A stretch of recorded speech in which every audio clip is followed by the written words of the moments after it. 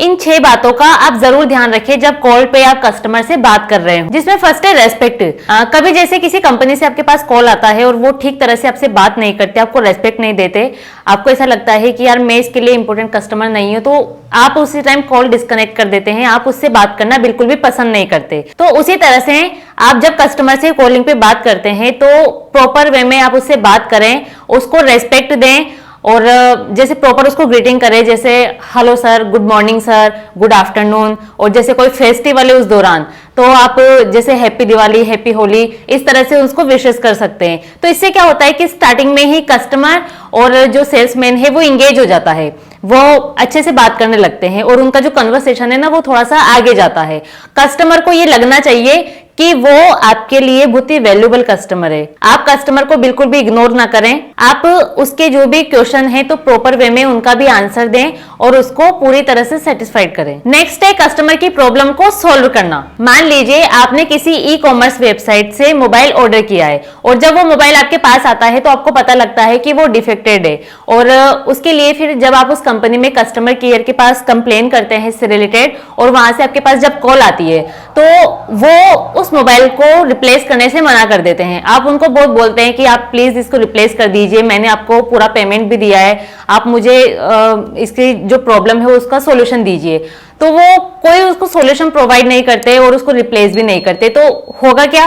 तो होगा ये कि कस्टमर है तो उसके दिमाग में एक मेंटेलिटी बन जाती है कि नहीं, अब फ्यूचर में कुछ भी हो जाए लेकिन इस कंपनी से मैं कभी भी कोई प्रोडक्ट परचेज नहीं करूंगा। और दूसरे अगर कोई करेगा तो उसके बिहाफ पे कोई अगर उसे पूछता भी है कि यार ये कंपनी अच्छी है तो वो नेगेटिव ही उसका रिस्पॉन्स होता है कि नहीं, इस कंपनी से आप कभी प्रोडक्ट मत लेना क्योंकि मेरा एक्सपीरियंस इस कंपनी से ये रहा। और वहीं पर अगर आप उसकी कंप्लेन को सुनते, समझते और उसको सोल्यूशन देते, रिप्लेस करके दे देते मोबाइल, तो क्या होता, उसके दिमाग में एक मेंटेलिटी इस तरह से बन जाती है कि नहीं, फ्यूचर में भी मैं इसी कंपनी से प्रोडक्ट परचेज करूंगा क्योंकि ये कंपनी सेफ है। तो जब भी आप कस्टमर से कॉल पे बात करते हैं तो कस्टमर की प्रॉब्लम को सुने, कस्टमर की प्रॉब्लम को अपनी प्रॉब्लम समझें, क्योंकि आप अगर उसको अपनी प्रॉब्लम समझेंगे, उसको फिर सॉल्यूशन प्रोवाइड करेंगे तो कस्टमर को भी अच्छा लगेगा और कस्टमर परमानेंट आपका कस्टमर बन जाएगा। इन फ्यूचर भी वो आपकी कंपनी से ही प्रोडक्ट परचेज करेगा। और इसका एक बेनिफिट ये भी है कि उसके बिहाफ पे और कस्टमर भी आपकी कंपनी से जुड़ेंगे, एक पॉजिटिव रिस्पॉन्स वहां पर जाता है कस्टमर के पास आपकी कंपनी का। तो इस चीज का आप बिल्कुल ध्यान रखें। नेक्स्ट है कस्टमर की नीड को आइडेंटिफाई करना। मान लीजिए आप एक आरओ कंपनी से हैं और आपको आरओ सेल करना है कस्टमर को, तो आप एक एरिया में जाते हैं, वहां पर सर्वे करते हैं और मान लीजिए एक तो आप कस्टमर से ये बोले डायरेक्ट जाके कि सर आप आरओ परचेज कर लीजिए, और दूसरा आप ये बोले कि सर आप उसकी जैसे नीड के बारे में बात करने लग जाएं कि सर आपको पता है कि आप जिस एरिया में रहते हैं तो वहां का जो पानी है उसमें बहुत ज्यादा मात्रा में फ्लोराइड है, और फ्लोराइड युक्त पानी अगर आप पीते हैं तो उससे कई सारी आपकी हेल्थ इश्यूज आ सकते हैं, कई सारी बीमारियां आपको हो सकती है, तो आपको साफ पानी पीना चाहिए। तो वहां पर कस्टमर खुद ही उससे क्वेश्चन करेगा कि सर फिर हमें क्या करना चाहिए कि हम साफ पानी पी सकें। तो फिर वहां पर उसने क्या किया, वहां पर नीड को आइडेंटिफाई कर लिया और कस्टमर खुद वहां पर आगे होके उसके पास आ रहा है और क्वेश्चन कर रहा है कि सर मुझे आप इसका सॉल्यूशन बताइए। तो फिर वो सीधे सीधे उसको आरओ सेल कर देता है कि ये लीजिए आरओ और इससे आपको साफ पानी मिलेगा। तो इस चीज का आप जरूर ध्यान रखिए कि कॉलिंग पे जब आप कस्टमर से बात करते हैं तो डायरेक्ट आप प्रोडक्ट की बात ना करें, आप पहले कस्टमर की नीड को आइडेंटिफाई करें कि उसे किस चीज की जरूरत है।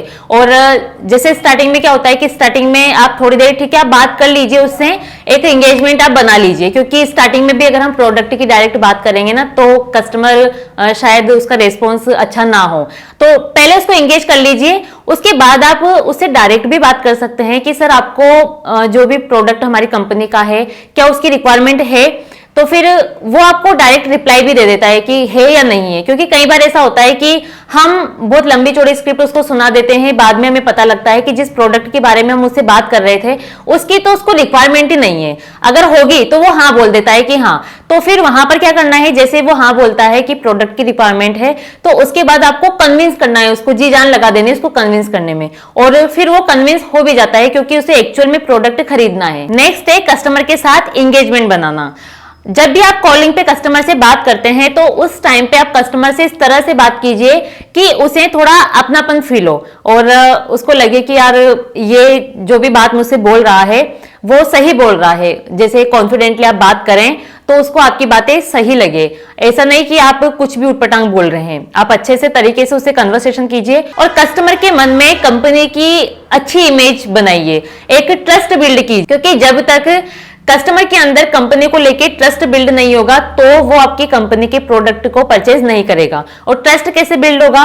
जब आपका और कस्टमर का एक अच्छा कनेक्शन बनेगा। तो आप कस्टमर से प्रॉपर वे में बात कीजिए और ध्यान रहे कि आप उसको बोर ना करें। कभी ऐसा होता है ना कि जैसे कस्टमर से बात कर रहे हैं लेकिन हमारा ध्यान ही नहीं है उस कॉल पे और हमारा ध्यान कहीं और ही है, तो कस्टमर को वहां लगता है कि यार ये मुझे वैल्यू नहीं दे रहे। तो वहां पर आपको कस्टमर को इंपोर्टेंस देनी है। अगर आप कस्टमर को इंपोर्टेंस देंगे तो ही वो आपकी कंपनी से जुड़ेगा। नेक्स्ट है टाइम टू टाइम कस्टमर का फॉलोअप लेते रहें। कई बार ऐसा होता है आपके साथ कि जैसे आप कंपनी से कस्टमर के पास कॉल कर रहे हैं, अब जैसे फर्स्ट टाइम आपने कॉल की तो कस्टमर टाइम बताता है कि यार आपने सर गलत टाइम पे मुझे कॉल कर दिया, अभी मैं बहुत बिजी हूं, आप मुझे 5 दिन बाद कॉल करना। तो वहां पर फिर 2 सिचुएशन हो जाती है। एक तो ये कि आप हो सकता है कि ये सोच के कि यार 5 दिन बाद लेगा या नहीं लेगा, मैं इस कॉल को हटा ही देता हूं, मैं इस कॉल को करूंगा ही नहीं। एक दूसरा ऑप्शन होता है आपके पास कि आप उसको फॉलोअप में डाल दें कि जब तक ये फ्री नहीं होगा तब तक मैं इसका रेगुलर फॉलोअप लेता ही रहूंगा, चाहे ये 5 दिन बोले, 10 दिन बोले, 15 दिन बोले, 1 महीने बाद भी अगर इसका रिस्पॉन्स आता है हाँ या ना का, अगर क्लियर उसने हाँ ना बोल दे 1 महीने बाद तो ही आप उस कॉल को हटाइए, अदरवाइज आप उसका फॉलोअप लेते रहिए। क्योंकि कई बार ऐसा होता है कि आप कंटिन्यू जब उसका फॉलोअप लेते रहते हैं तो चांसेस होते हैं कि वो कस्टमर आपकी कंपनी से जुड़ जाता है, आपकी कंपनी के प्रोडक्ट को परचेज कर लेता है। दोस्तों, सेल्स से रिलेटेड हमने और भी कई सारे वीडियोस बनाए हुए हैं, तो इसके लिए आप हमारे चैनल पर जरूर विजिट करें और हमारे चैनल को जरूर सब्सक्राइब करें। Thank you.